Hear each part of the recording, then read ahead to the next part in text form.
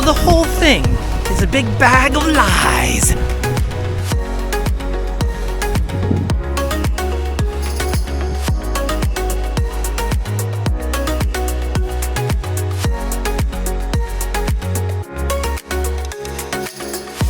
Hey, well, first, here's to another one. Here's to another one. Here's to Key West. Hey, everybody. We're back. So, what did we do this week? So, aside from boat projects and work and all our regular day-to-day stuff. Yeah, we're not going to do any of that. You're not going to show that scene of that. We actually took the time, guys, this week to go to Key West, which is something that we have been wanting to do and waiting to do since we bought Flo over a year and a half ago, and we finally made it to Key West. Finally. So, even before we had a boat, when we were in the RV, we would constantly well, let's see if we can get down to the Bahia Honda State Park or one of the KOAs near Key West and stuff like that. And most of the time they were booked solid. And the couple of times where we had an opening, it was a long way. You drive all the way down to Miami, you still got another 4 hours to Key West. It is a long way down there. It's a long way. It's surprisingly long. You wouldn't think that little bitty island chain that you see on a map it actually comprises so much land, but it really does. So, we went to Key West. I don't know why they call it 7 Mile Bridge, because this is mile marker 44. Is this bridge 7 miles long? There you go. And then there's the gap, as you can see. Sure. That's where the sailboats go through. Oh, yeah, and there's channel markers. The channel markers on the other side. Yep. I'm pretty sure that's the bridge where Jamie Lee Curtis came out of a limo in the movie True Lies.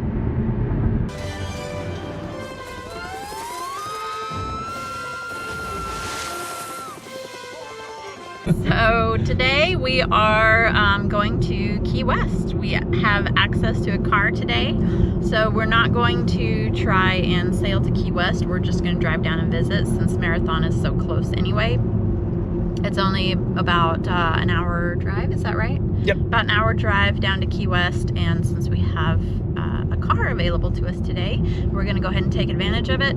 That way, when we have our weather window to head out, we can just head on out, and we'll probably pass up Key West instead of trying to anchor out there and continue on with our journey. But we have a lot of things to see in the meantime. I'm so excited, and it's a gorgeous day, so it's perfect.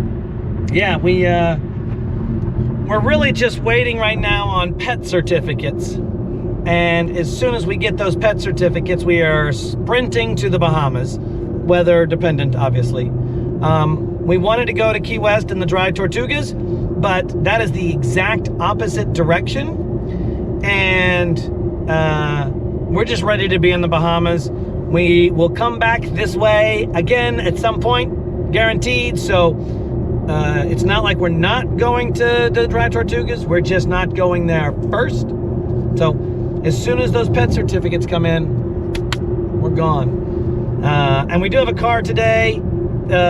Special thanks to 2 patrons in particular who gave a little extra through PayPal to facilitate this whole trip. This video is brought to you by them. So we appreciate it, guys. So, yes, all of our journey is funded by patrons and by people who buy us a beer, buy us equipment, just donate to the cause on our website through PayPal. And then, of course, by everybody who subscribes, right? All of these things are helpful, some more directly than others. These people, these wonderful people right here, I think this is the rate of scroll. Nice. all of them, they are on the boat with us in spirit. They are our captains and our admirals and our first mates, and we cannot thank them enough. They're the ones who are keeping this journey going. Yep. So if you want to be a part of that team, get lots of extra stuff, join the League of Mariners at patreon.com/forloveofwind, or you can go to our website and find the League of Mariners page there. And if you just want to do a one-time help, that's so valuable to the journey. There's links for that as well. forloveofwind.com, patreon.com/forloveofwind. Say all of it. Our first stop in Key West was Fort East Martello Museum, which Misha has been wanting to go to for a long time because why? Because that is the home of Robert the Doll. Gotcha, go ahead. This is why we're here, guys. All right. Nestled just south of the airport in Key West, Florida, the Fort East Martello Museum stands as a historic fortress with a rich and eclectic past. Originally constructed during the Civil War, this military installation never saw combat but evolved into an intriguing cultural hub. Today, the fort has been repurposed into a museum that houses a diverse collection of artifacts, artwork, and exhibits. Visitors to Fort East Martello Museum are not only immersed in the history of the fort itself, but also encounter the captivating blend of art, folklore, and paranormal allure that makes this destination a unique and compelling experience. With its distinctive architecture and fascinating exhibits, the museum invites exploration into the layers of Key West's history, weaving together tales of the past with the inexplicable presence of artifacts like Robert the Doll.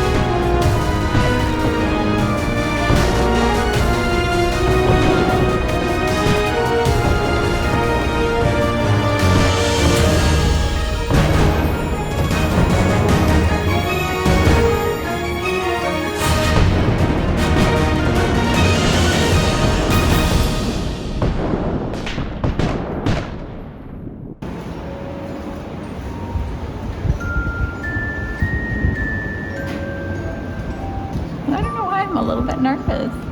Robert, would you please kindly allow us to take your photograph? And do some video. And also take some video. Yeah, we'd like the video. We would love to do that.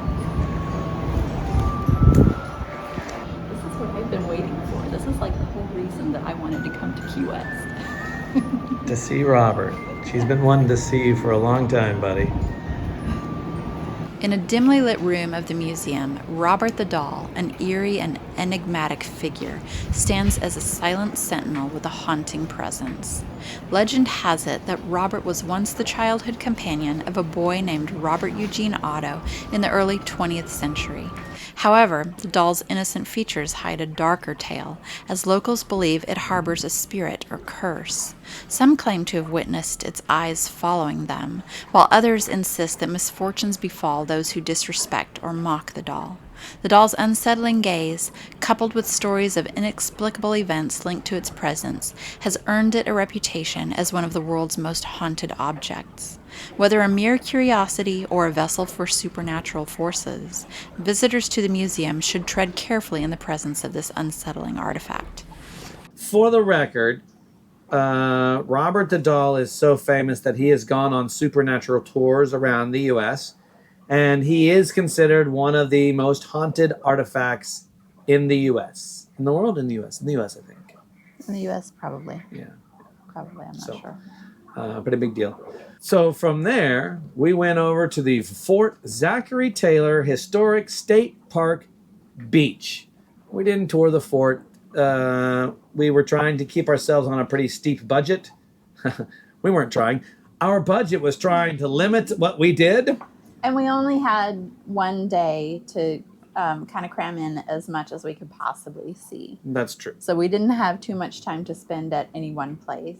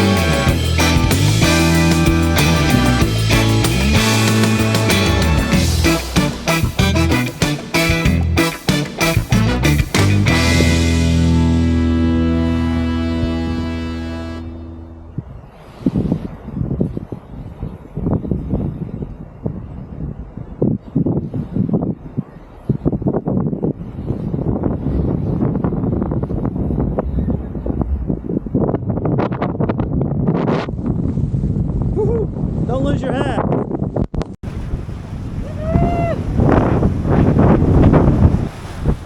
So I know it's windy, and you probably can't hear me very well, but officially, either there or one of those out there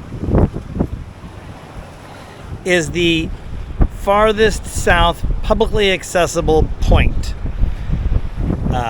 in Key West. Now there is a key farther south out that way, which is the most farthest point south in the United States, but the farthest you can drive, publicly accessible, it's either there or there. That little marker that says it's the farthest south point is a lie. The Fort Zachary Taylor Historic State Park Beach holds the distinction of being the southernmost publicly accessible point in the continental United States. That buoy is not it. We crawled out on a jetty to see the southernmost point, and technically there is a key that is even farther south than Key West. So it's all wrong. But we had to go out there and do that. From there, we did go see the anchor buoy at the southernmost, the officially recognized southernmost point in the United States. Yeah, which was really cool. We ended up having to wait in line probably about 30 minutes, right?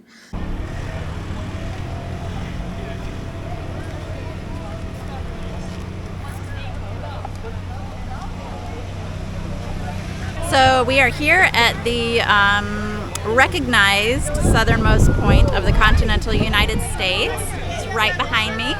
And this is the line for it.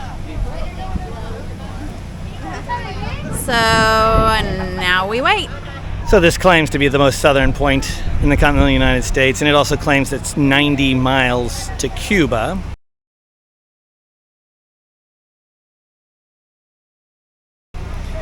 But there's houses south of it, and you can see land south of it as well. So the whole thing is a big bag of lies. Tisk, tisk. We did make it to see that buoy. That was pretty cool. That's the historic thing. We took the photo. From there, we walked to Ernest Hemingway's house. It's just up the block from there. The Hemingway Home and Museum is a historic residence that offers a captivating journey into the life of one of America's literary giants, Ernest Hemingway. Nestled in Old Town Key West, this Spanish colonial-style home served as Hemingway's residence from 1931 to 1939. The museum preserves the author's legacy, showcasing his writing studio, personal artifacts, and even the descendants of his beloved six-toed cats that freely roam the premises. Visitors can explore the meticulously preserved rooms and lush gardens that inspired some of Hemingway's most iconic works. The museum not only provides a glimpse into the daily life of the Nobel Prize-winning author, but also offers a profound connection to the literary history that unfolded within its walls. For literature enthusiasts and history buffs alike, the Hemingway Home and Museum stands as a must-visit destination, immersing guests in the timeless charm and creative spirit of one of America's literary treasures. The house itself was really cool. It was just pretty spectacular. If you ever have a chance to go see it, I would highly recommend it. I think even taking into account Robert the Doll, who I've been wanting to see forever, the Hemingway house was probably my favorite thing that we did in Key West. It was just outstanding. The grounds, everything. It is epic. Six-toed cats. They even have some seven-toed cats on the property, which that's just ridiculous. But they have over 60 cats that live in the house and on the grounds. They all have names. They're all named after famous historical figures and celebrities. Some of them aren't real historical figures, right? Yes, characters in books or actors and actresses. Right. Mm-hmm. That's true. Don't feel sad for the six-toed and seven-toed cats. It turns out that the more toes you have, the more claws you have, the better mouser you are. And those cats are federally protected and very well cared for. Yeah, very cool. Got to see the house. Got to see the cats. Yeah. It's been another bucket list item for us for quite some time. Especially those cats, yeah. We went up to Duval Street, which, especially around sunset, is just like crazy busy, right? Duval Street is a vibrant and lively thoroughfare that serves as the heartbeat of the island's social and cultural scene. Stretching from the Gulf of Mexico to the Atlantic Ocean, this iconic street is lined with an eclectic mix of shops, restaurants, galleries, and bars, creating a lively atmosphere day and night. Known for its historic architecture and charming storefronts, Duval Street is a magnet for visitors seeking a taste of Key West's unique charm. The street comes alive with street performers, live music, and the energetic buzz of people exploring its diverse offerings. From the famous Sloppy Joe's Bar, a favorite haunt of Ernest Hemingway, to the bustling Mallory Square, Duval Street encapsulates the spirit of Key West, offering a delightful blend of history, entertainment, and Caribbean flair that beckons both locals and tourists to immerse themselves in the island's dynamic energy. There's tour boats that come to Key West, and that's tons of people. Their art scene is amazing. There's every corner has a craftsman doing something, and one of those, we saw a steel Marilyn Monroe, or she was gold. She was gold. We saw the gold Marilyn Monroe. Took a picture with her, of course. That was awesome. And we went to the Bull and Whistle Bar and the Garden of Eden. That's what we'll talk about. That. That's it. If you don't know anything about the Bull and Whistle Bar and the Garden of Eden, you can feel free to do your own research on that. But there you go. Life is short, so we took full advantage of that. Yeah. We went over to Sloppy Joe's, and that's where we had dinner. It was a live music, and that's another really old. Ernest Hemingway actually ate at Sloppy Joe's. Now, I don't think it was in the same location as where he ate, but the same restaurant's been continuously running. So. That was pretty cool. And then we hopped in the car and came back. So that was our experience at Key West. What did you think overall, Key West? I loved it. And of course it is. We've been to all the keys now, and Key West is the place to go. All the major keys, yeah. Key West is by far the place to go. Truthfully, I have been a little bit I don't want to say disappointed so far, but the Keys hadn't really lived up to my expectations until now. But Key West it made up for all of that and more. Key West is amazing, and I wish that we had more than a day to spend there. And we will come back at some point, but it's well worth a visit. Oh yeah, we could spend months there, Yeah. and not see it all and not do it all. There's several more historical places that I like. Misha likes old houses and art. Literally, while we were driving down to the Zachary Taylor Historic State Park Beach, I'm gonna remember it. You are. Like she's hanging the camera out of the sunroof in the rental car because and just like taking photos and panning videos of the houses we're driving by because Right. she loves Some of the architecture. houses are so She loves beautiful. especially older like turn of the century, not turn of the 20th century, but turn of the 1900 stuff, right? Turn of the century, the 20th century. I don't know. Anyway, Whatever. you get what we're saying. Key West has a lot to offer. It was a lot of fun. Definitely want to go back. Met some great people. I mean, how can you not be happy when you're in Key West? It's just full of great people. It's just full of great people. So, and for the people we met, you know who you are. It was awesome. So, yeah, I guess that's it for this one. Next week, we're catching you up on all of the little projects that we've been doing and getting ready for the Bahamas. So, Finally. dun dun dun! Right for the second For time. the second time. I know. I hope it really happens this time because. So, if you've made it this far, thank you so much. If we've earned your subscription, please like, subscribe, hit that notification bell. It doesn't cost you anything, and it means the world to us. And we will see you next time. Bye.